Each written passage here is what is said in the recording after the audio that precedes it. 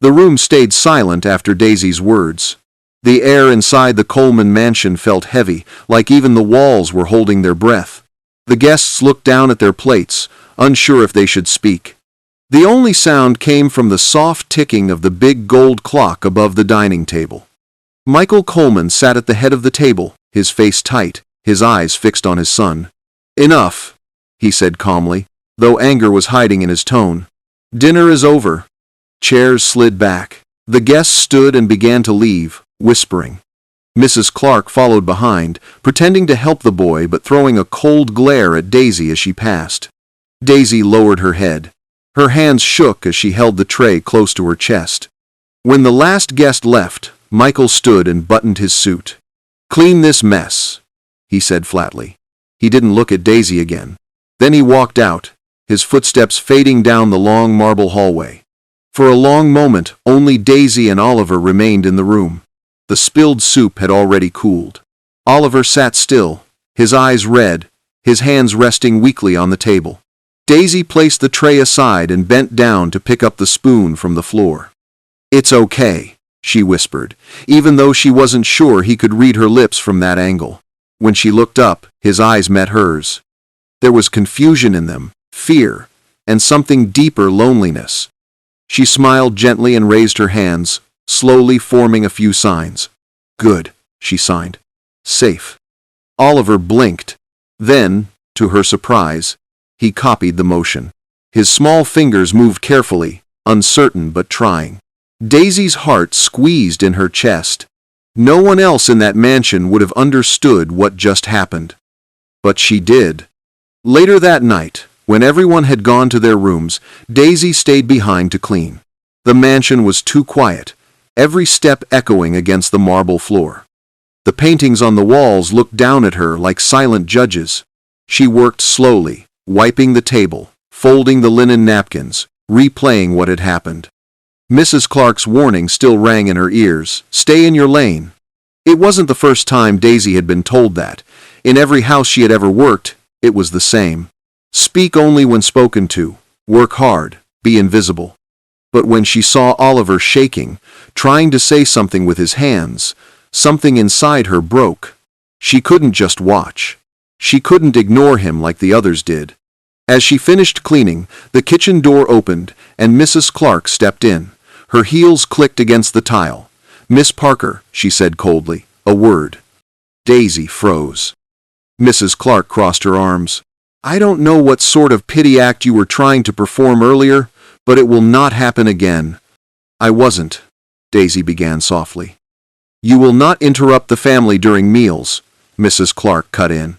"You will do your job quietly. The boy doesn't need your help." Daisy's eyes dropped. "Yes, ma'am." Mrs. Clark leaned closer, her voice lowering. "I've seen many like you, Miss Parker. You get too attached, then you forget who pays you. Don't make that mistake here." She turned and left, leaving the faint smell of perfume behind. Daisy stood still, staring at the spotless counter. Her hands were still trembling, not from fear, but from sadness. She remembered her brother, Samuel, the same way his hands had moved when no one understood him. She had promised herself, years ago, that she would always listen, even to silence. That promise brought her here, and now it was the only thing keeping her strong. The next morning, sunlight spilled through the tall windows of the dining room. Daisy arrived early, setting the table again. She placed the napkins carefully, aligning every plate, every spoon, exactly as Mrs. Clark had taught her. From the corner of her eye, she noticed movement on the staircase. Oliver was standing there in his school uniform, holding a toy car. He didn't come down right away. He just watched her. Daisy smiled faintly and raised her hand. Slowly, she signed, "Good morning." Oliver hesitated, then repeated the same sign. It wasn't perfect, but it was clear enough. She laughed softly. "Very good," she mouthed. Before he could respond, Mrs. Clark's voice echoed from the hallway. "Oliver, breakfast is ready." The boy startled and turned his head toward the sound. When Mrs. Clark appeared, Daisy quickly lowered her hands and pretended to adjust the silverware. Mrs. Clark gave her a suspicious look, then guided Oliver to his seat. "You may leave now, Miss Parker." "Yes, ma'am," Daisy said quietly and walked out. But as she passed by the boy, she saw his small hand tapping the table twice, a silent thank you. By afternoon, Daisy was polishing the big mirrors in the west wing. From there, she could hear faint piano notes drifting from the music room. She stopped, listening. The sound was uneven, a few wrong keys, then silence. Curious, she peeked through the open door. Oliver sat at the piano, pressing keys one by one, frowning when no sound matched his rhythm. Mrs. Clark stood nearby, frustrated. "That's enough. Go to your room." Oliver didn't move. He kept touching the keys, his face full of effort. "Did you not hear me?" she snapped. He looked up at her, confused. Mrs. Clark sighed loudly. "Hopeless," she muttered. She turned and left, not noticing Daisy standing behind the door. Daisy waited until the hallway was empty, then quietly entered the room. She walked up beside the piano and smiled. "May I?" she mouthed. Oliver nodded slowly. She sat beside him and pressed a single key. "This one," she signed. "It's C." He watched her hands carefully, then pressed the same key. The sound rang clear. She nodded with a smile. "Good." They spent a few minutes like that, pressing one key after another, Daisy signing each letter, Oliver copying. It wasn't much, but it was connection. For the first time since she started working there, Daisy felt useful not as a maid, but as a human being. The moment ended too soon. The door opened again, and Michael Coleman stood in the doorway. "What's going on here?" he asked, his tone calm but full of warning. Daisy quickly stood. "I'm sorry, sir. I was just—" He raised a hand to stop her. "That's enough." Oliver looked down, his fingers clutching the edge of the piano. Michael's gaze softened for a brief moment, then turned firm again. "You may go, Miss Parker." Daisy lowered her head. "Yes, sir." She walked out quietly, her heart heavy. In the hallway, she stopped and wiped her eyes. She didn't regret helping the boy, but she knew the price could be high. "Still," she whispered under her breath, "you're not alone, Oliver. I see you." And though he couldn't hear the words, inside that cold mansion filled with silence, something had already begun to change. The tinnitus and spreening, the next few days passed like slow hours in the Coleman mansion. The air was always quiet, too quiet, like the house itself didn't want to wake the pain that lived inside its walls. Daisy moved through the halls each morning with her cleaning cart, head down, eyes lowered, pretending not to notice the stares from other staff. She could still feel the tension from the dinner night. Every whisper seemed to stop when she entered a room. Mrs. Clark's warning echoed in her mind. "Stay in your lane." But every time she passed the staircase where Oliver liked to sit, she couldn't help looking for him. Sometimes she saw him there, holding his toy car, watching her without saying a word. His eyes followed her, quietly searching, like he wanted to speak but couldn't find a way. One morning, Daisy was polishing the glass windows in the corridor when she noticed him again, sitting by the big piano room door. His small hands were tapping against his knees, slow and steady. Tap, tap, pause, tap. She smiled. It was the same rhythm he used at the dinner table. She placed the cleaning cloth down and walked closer, careful not to scare him. "Hello, Oliver," she said softly. "Can I sit?" He looked at her, unsure, but nodded. She sat beside him on the step. The sun from the tall window touched his face, showing the sadness he tried to hide. She lifted her hand and began to sign, slow and clear. "Are you okay?" He hesitated, then moved his fingers in the air. "Sad," he signed, his small hands shaking. Daisy's heart broke a little. She smiled kindly. "Why sad?" she asked, signing again. He pointed at his ear, then at the floor. "Broken," he signed, his face falling. Tears filled Daisy's eyes. She shook her head quickly. "No, not broken," she signed. "Special." Oliver stared at her for a moment. Then his lips curved slightly, unsure if he should believe her. Just then, footsteps echoed down the hall. Daisy stood up fast, pretending to fix the window. Mrs. Clark appeared, her sharp heels clicking loudly. She glanced at Oliver. Come, your tutor is waiting." Oliver stood quietly and followed. As he walked away, he looked back once at Daisy. For a brief second, their eyes met again. That was enough. Later that afternoon, Mrs. Clark called Daisy to her office. The room smelled like strong perfume and polished wood. "Miss Parker," Mrs. Clark began, not looking up from the papers on her desk, "I hear you have been spending time near the boy again." Daisy held her hands together. "Only when he needs help, ma'am." Mrs. Clark sighed deeply. "Help is not your job. Cleaning is. Do I make myself clear?" "Yes, ma'am," Daisy said quietly. Mrs. Clark's eyes finally lifted. "You are not here to play nurse or teacher. You are here to work. Mr. Coleman pays for the best tutors money can buy, not for a maid to confuse the child with hand gestures." Daisy's throat tightened, but she kept her voice calm. "I'm sorry, ma'am. I didn't mean to cause trouble." "Good," Mrs. Clark said coldly, "because in this house, mistakes are not forgiven twice." She dismissed her with a wave of her hand. Daisy left the room, her heart heavy. That night, rain fell over Malibu. The sound of thunder rolled softly through the mansion walls. Daisy sat in her small room in the servants' quarters, staring at the photo of her late brother, Samuel.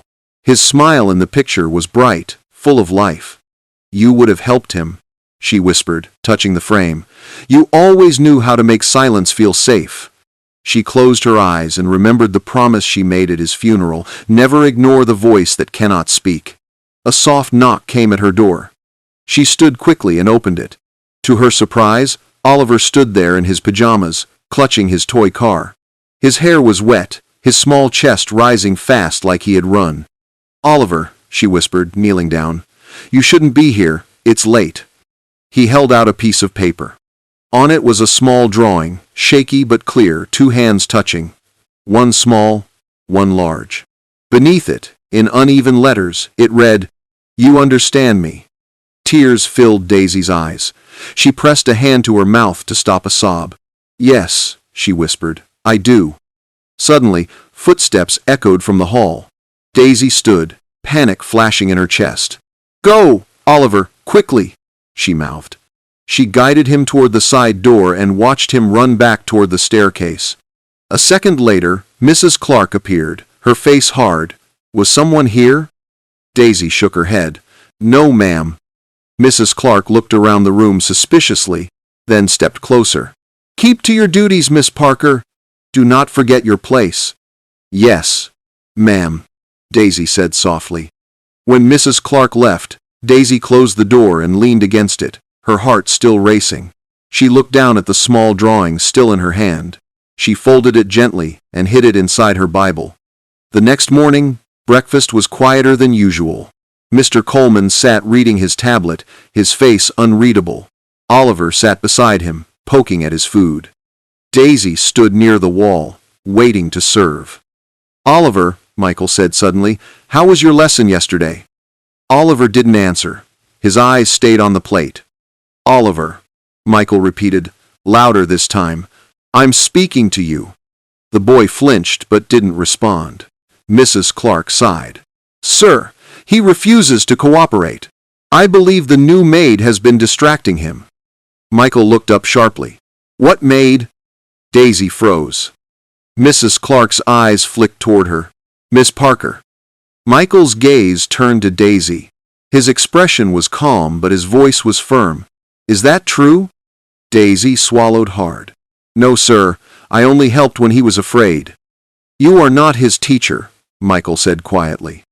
"I know, sir," Daisy whispered, "but he just needed someone to listen." For a second, Michael's eyes softened, but then he turned back to his tablet. "Finish serving," he said. "Then go back to your duties." Daisy nodded and stepped back, her heart pounding. Hours later, she found Oliver alone in the garden. The rain had stopped, and the air smelled fresh. He sat near the fountain, tossing small stones into the water. She walked up slowly, crouched beside him, and signed, "Are you okay?" He looked up and signed back, "I'm not allowed to talk to you." Her throat tightened. "I know," she signed softly, "but I will never stop listening." He hesitated. then smiled weakly. He reached into his pocket and pulled out a small shell. He placed it in her palm, closing her hand around it. "For you," he signed. Her eyes filled with tears. "Thank you," she whispered. Behind them, the mansion windows glowed with afternoon light, and somewhere inside, Mrs. Clark's sharp voice echoed faintly. But out here, near the fountain, the world felt quiet, safe, and alive again. And though neither of them could see it yet, the small friendship growing between a deaf boy and a kind maid was about to challenge everything that money and pride had built. The days that followed felt heavier in the Coleman mansion. Something unspoken lingered in the air, something fragile. The rules hadn't changed, but Daisy could feel eyes on her wherever she went. Every corner felt watched. Every sound felt too loud. Mrs. Clark had grown colder.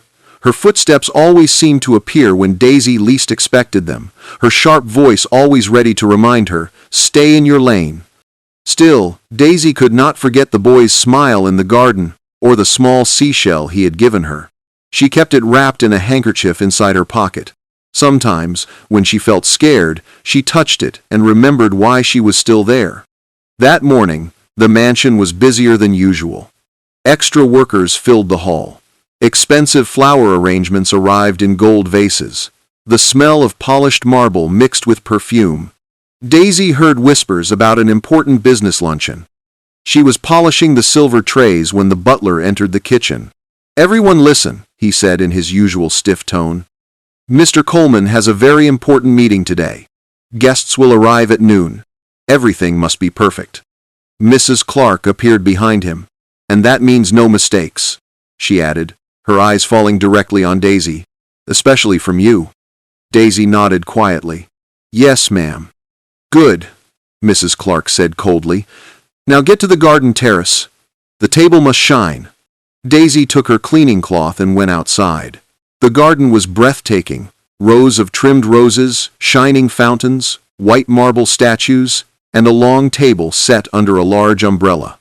But it also felt too perfect, too controlled, like beauty locked inside a cage. She began polishing the silverware, taking her time with each plate. Then, from the corner of her eye, she saw a small figure sitting near the fountain. Oliver. He was alone again, holding a book upside down, lost in his own quiet world. Daisy glanced back toward the house, making sure no one was watching. Then she walked slowly toward him. "Hello again," she said softly. He looked up, surprised but happy. She knelt beside him, picked up the book, and turned it the right way. He smiled shyly. Then he began moving his hands, forming a few simple signs. Daisy smiled. "You're learning," she signed back. He nodded, pointing at her, then at his chest. "You," he signed, "teacher." Her throat tightened. She shook her head gently. "No, just friend." He frowned slightly, then smiled again and pointed at the sky. "Blue," he signed. "Yes," she replied. "Sky is blue." They both looked up. The wind moved gently through the trees. For a few seconds, time felt soft. Then, a sudden sharp voice broke the calm. "Miss Parker." Daisy turned quickly. Mrs. Clark was standing by the glass doors, her face burning with anger. "What did I say about bothering the boy?" "I wasn't," Daisy started, but Mrs. Clark didn't let her finish. "Inside. Now." Daisy stood and followed her, glancing back at Oliver, who looked frightened. Inside the kitchen, Mrs. Clark slammed a hand on the counter. "You never learn, do you? Do you think you're special because he smiles at you?" "No, ma'am," Daisy said, keeping her voice calm. "I just don't like seeing him sad." Mrs. Clark stepped closer, her voice low and cruel. "You're here to clean, not to heal. You are a maid, Miss Parker. Nothing more." Daisy's hands trembled, but she said nothing. "From now on," Mrs. Clark said, "you will work only in the West Wing. You are not to speak to the boy again. If you disobey, you will be dismissed immediately." "Yes, ma'am," Daisy whispered. Mrs. Clark turned away. "Get out of my sight." Daisy walked out quietly, but inside her heart, something was breaking. That night, Daisy couldn't sleep. She sat by her small window, looking out at the dark sky. The lights in the main house were still on. Somewhere inside, Oliver was probably awake too. She thought about her brother again, the way he used to tap on her hand when he wanted her attention, the way his laughter used to fill their small apartment before he fell ill. Her eyes filled with tears. "I can't leave him like this," she whispered. The sound of thunder rolled again outside. She wrapped herself in her blanket, but sleep never came. The next day, the luncheon began. Dozens of guests filled the garden, wearing bright clothes and fake smiles. Cameras flashed, waiters carried trays of wine, and music played softly in the background. Michael Coleman stood at the head of the table, shaking hands with investors and reporters. Daisy stood near the entrance, carrying a silver tray, her eyes always drifting toward the far end where Oliver sat beside a private tutor. The boy's shoulders were stiff, his hands hidden in his lap. He looked lost among all the noise. "Smile, Oliver," the tutor whispered, tapping his shoulder. But he didn't. He stared at the ground, breathing fast. Suddenly, a loud sound burst from the orchestra's violin.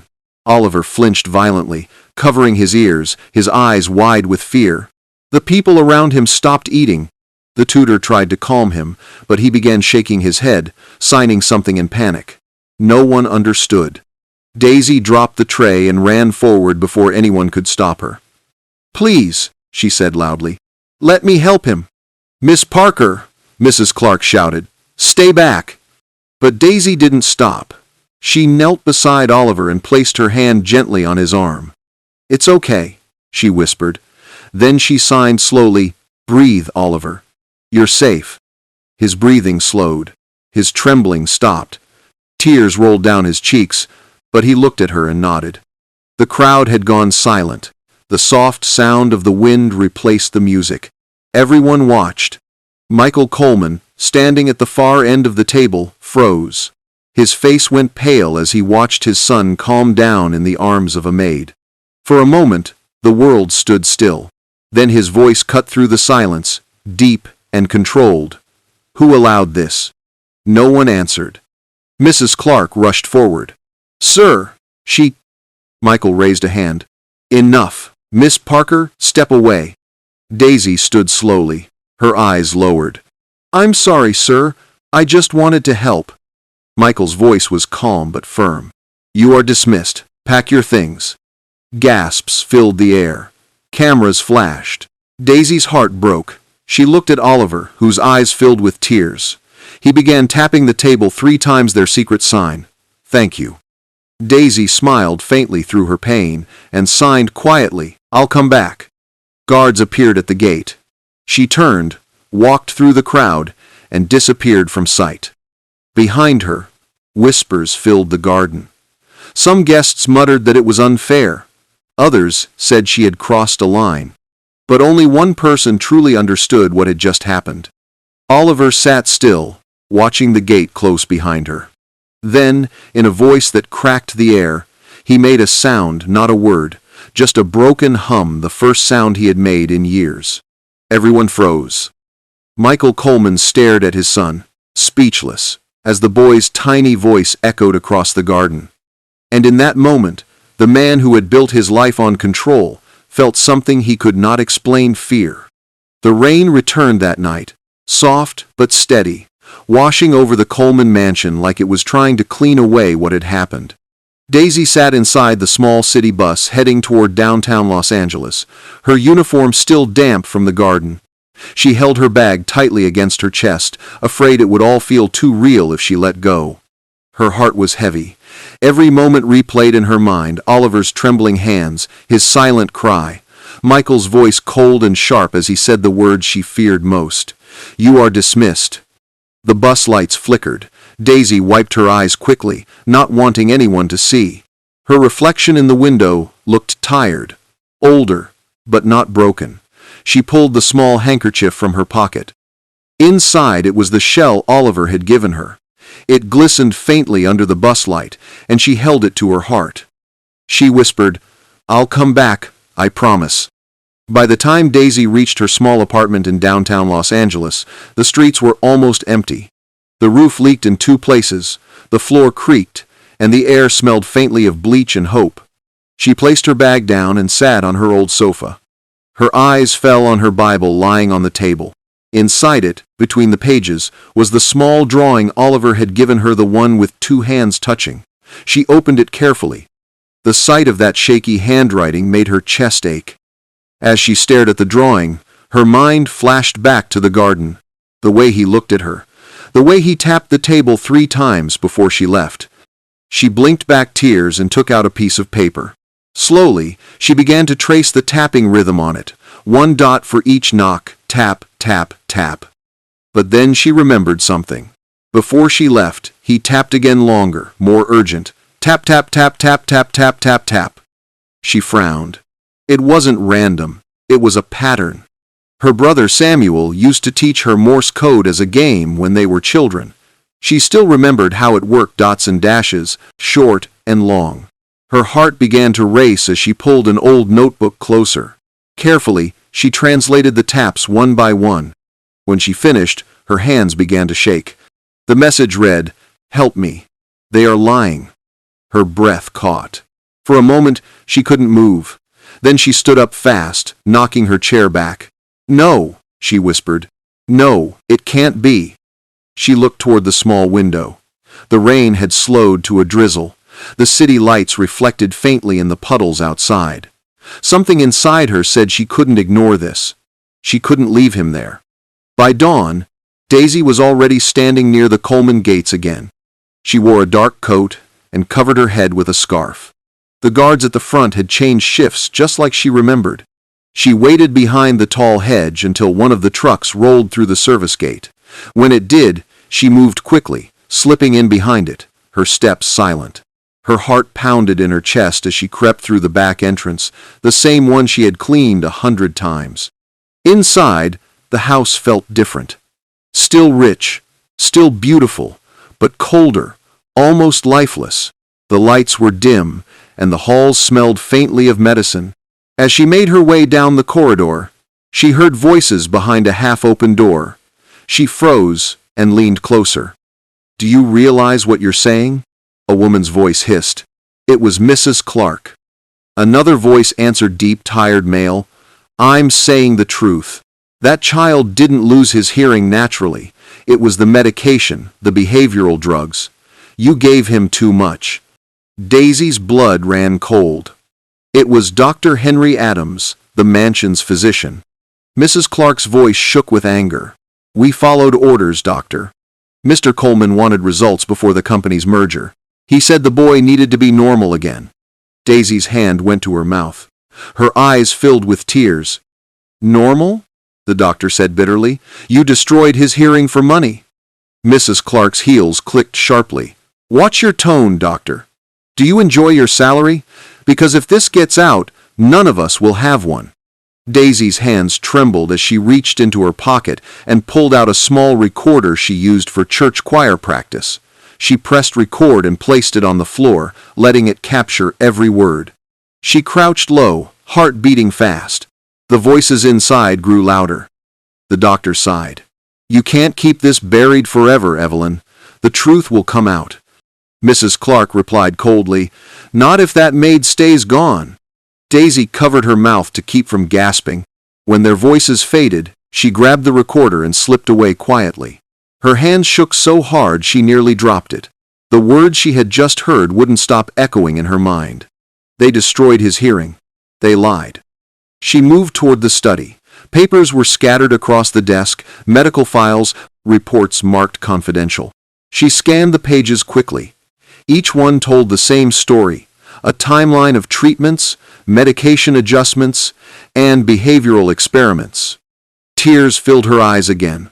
"Oh, Oliver," she whispered, "they did this to you." A soft sound behind her made her spin around.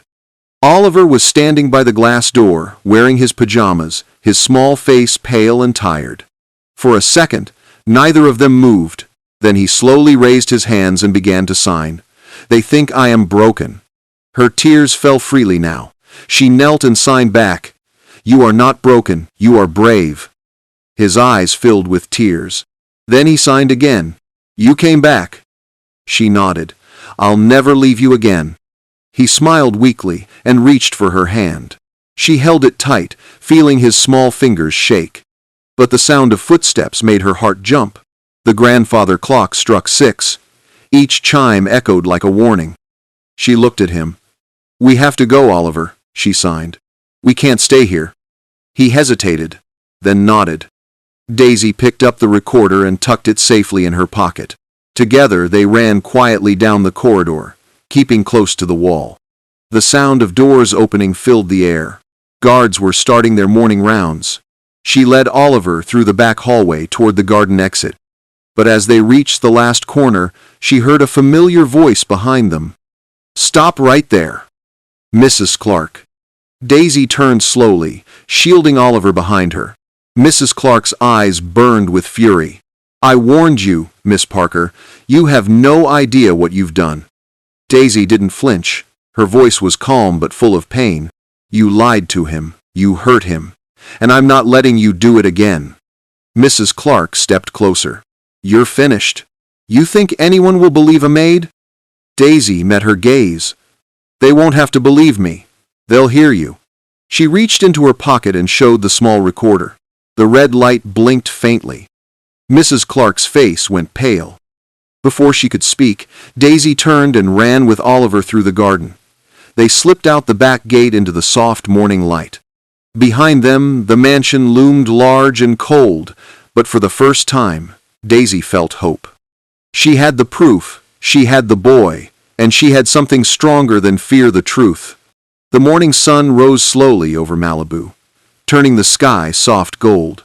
From the small hill beyond the Coleman mansion, Daisy and Oliver could see the house shrinking behind them.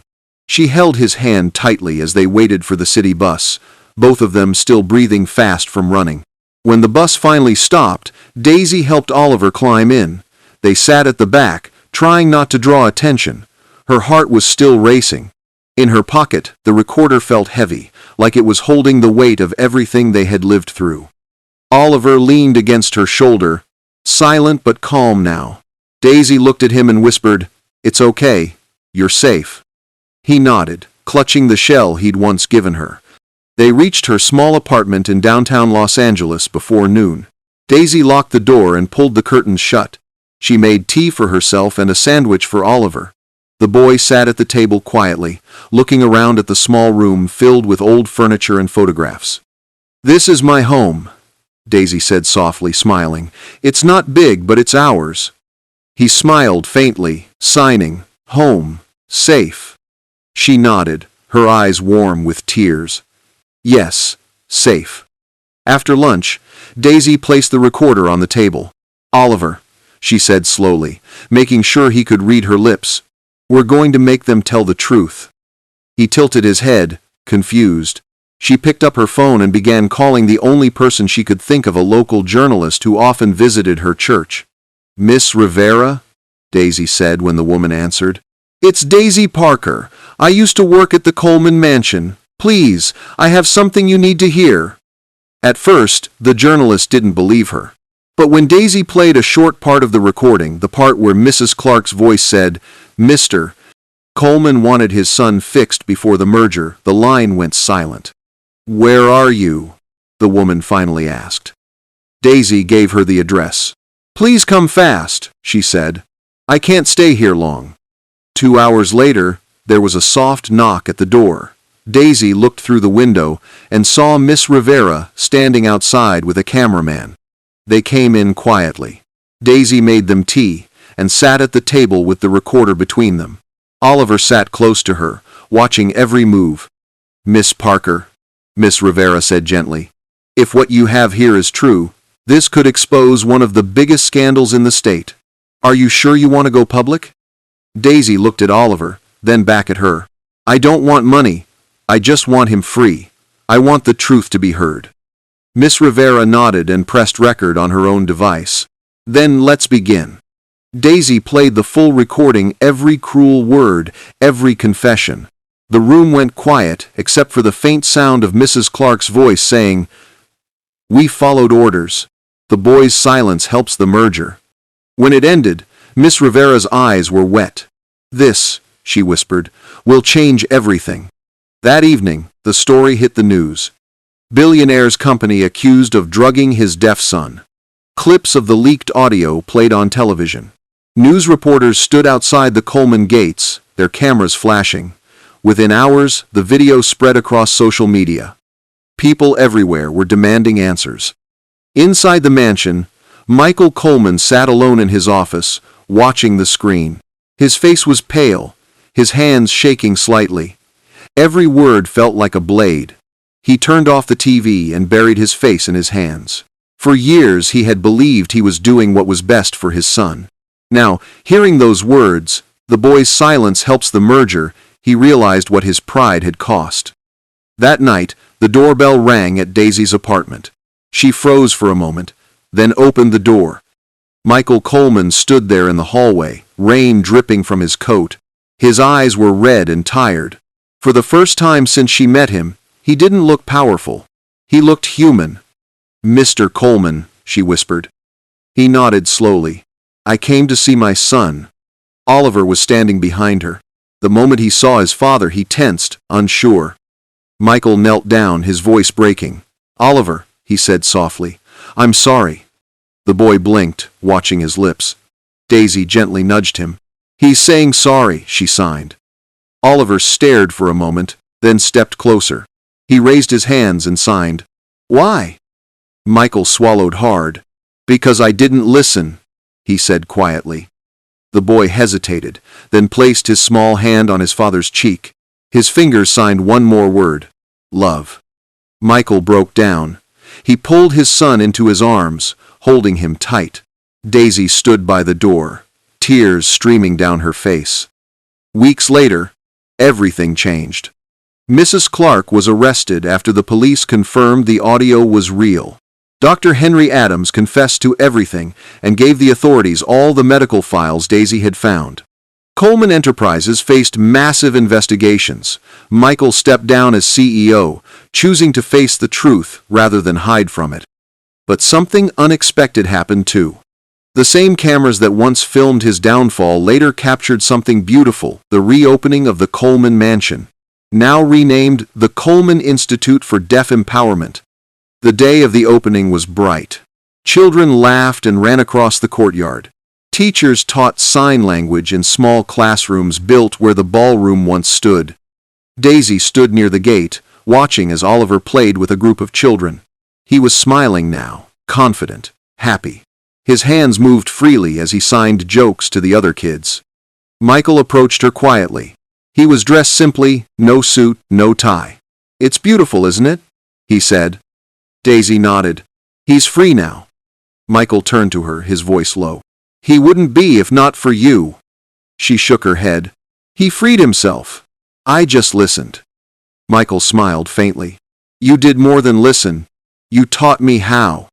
The crowd gathered as the ribbon was brought forward. Reporters waited with their cameras ready. Michael stepped up to the microphone. His voice trembled slightly.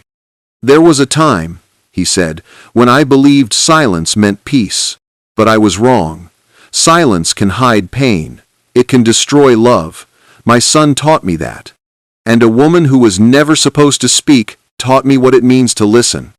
The crowd clapped softly. Daisy wiped her tears. Michael continued, "This place is not about wealth. It's about healing. It's about every child who was ever told they were broken." He looked down at Oliver. The boy smiled and signed something quickly. Michael turned to Daisy for help. She smiled. He said, "Hurry up, Dad, it's my turn." Laughter spread through the crowd. Michael stepped aside as Oliver climbed onto the small stage. He faced the audience, lifted his hands, and signed with confidence, "I see you." Every child in the courtyard lifted their hands and signed it back. "I see you." The sun lit their faces, warm and golden. Daisy stood quietly at the edge, her heart full. She had been hired to clean floors, but she had cleaned a family's conscience instead. And as Oliver ran up to her and hugged her waist, she whispered softly, "I see you too." The cameras flashed, the crowd cheered, and for the first time, the silence inside the Coleman mansion was no longer heavy. It was peaceful. It was alive. Because, in the end, it wasn't sound that healed them, it was understanding. Dear viewers, this story reminds us that sometimes the loudest voices come from the quietest hearts. Daisy didn't have power or wealth, but she had compassion, and that changed everything. If this story touched you, don't forget to like, share, and subscribe. Tell us in the comments where you're watching from and what lesson you learned. And if you want more emotional stories like this, comment more stories, and you'll be the first to see our next one. Because sometimes, the most beautiful sound in the world is not a word, it's understanding.